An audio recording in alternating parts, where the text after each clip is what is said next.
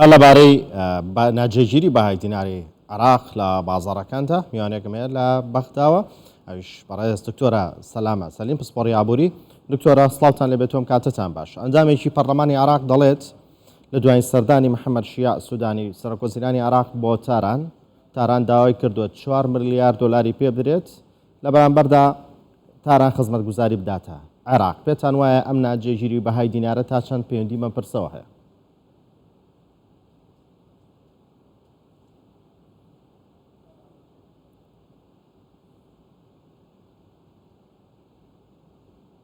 السلام عليكم ورحمة سڵاوتان لێبێت سڵاو بۆ هەموو بینەران بە هەمان شێوە سوپاسی ئەم دەرفەتتان دەکەم کە لە کەناڵەکەتان پێم دراوە. پرسی هەموو وڵاتێک بێگومان چەندین ئیلتیزاماتی تایبەت بە خۆی هەیە، بۆ نمونە چەند خەرجی و هەیە و چەند داتیشی هەیە. ئەمە شتێکی ئاساییە، بەڵام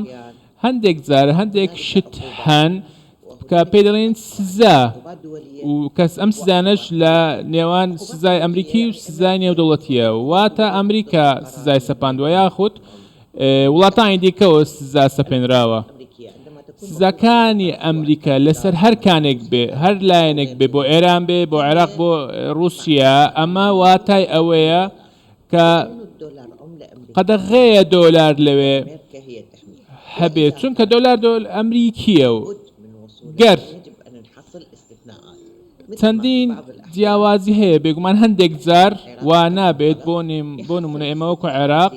وەکو عێراق چەندین جیاکاریمان داوا کردووە لە پرسی گاز و کارەباوە. بۆ نمونە تورکیا وەکو نێوەندگیر لە نێوان رووسیا بوو، بێگومان ئەویش جیاکاری هەیە لەلایەن ئەمریکاوە.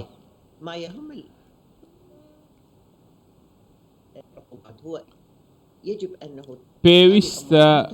ئەم بڕەپارەیە نابێت بە شێوەیەکی نایاسایی بچێتە دەرەوە، بۆیە چەندین سەفقەی جیاواز لە نێوان عێراق و وڵاتان هەیە، ئەو وڵاتانێکەوە سزای ئەمریکایان لەسرە، بەڵام هەندێک جار جیاوازیەک دەکرێت و ئیستیسنایەک دەکرێت. بێگومان ئەوەی ئەوڕۆ هەیە بۆ نمونە چوار ڕێگە هەیە بۆ دەرهێنانی دۆلار و بێگومان دۆلار بە ڕێگەیەکی نایاسایی دێتە دەرەوە کە ئەمەش بۆتە هۆی سەپاندن و چەند شتێکی دیکە کەوا لەبەر بۆ هەوڵادات ڕێگری لەوە بکات بە نایاسایی دۆلار لە وڵاتەکەەوە نەچێتە لوبنان و سووریا و ئێران بۆی تووشیان بارودۆخە نەبێت و بەم شێوەیە بەهای دراوەکەی لەدەست نەدات.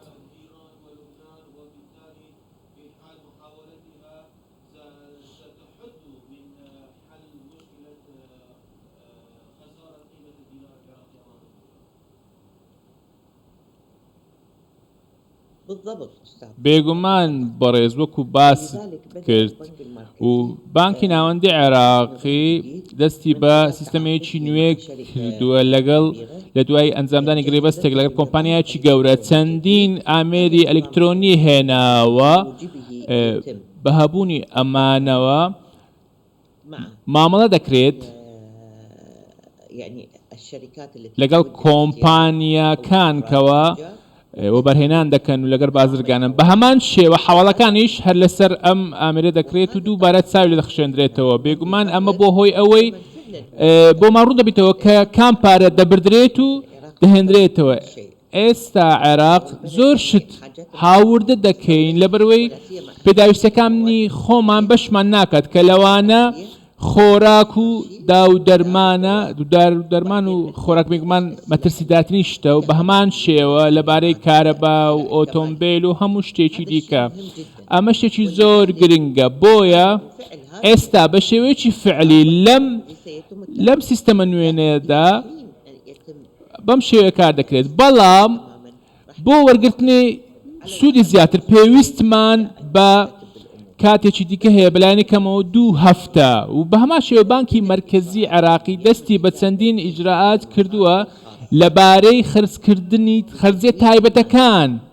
کە پەیوەنددارە بە خەڵک بۆ نمونە پشتگیری دەکرێت دۆلار پشتگیری دەکرێت بۆ ئەوەی ئێستا دەزانن لە سەری ساڵین بۆ ئەوەی چەند ڕۆژێکی داهاتوو دوای سەری ساڵ بێگومان ئەمە زۆر گرنگە ئەم پشتگیریە زۆر گرنگە چونکە ئەمەش دەبێتە هۆی زیاتر خستنە ڕووی دۆلار لە بازارەکان و بێگومان نرخەکەدا دەبەزێتەوە. بەڵێ ئاین دەتوانین بڵین لە مانگی یەکی ساڵی نوێدا لە ناوەندەکانی مانگی یەک بەهای دیناری عراقی جارێکی دیکە بەرز دەبێتەوە و دەگاتەوە بەهای چەند مانگی پێشوو لە نێوان 147 بۆ 148.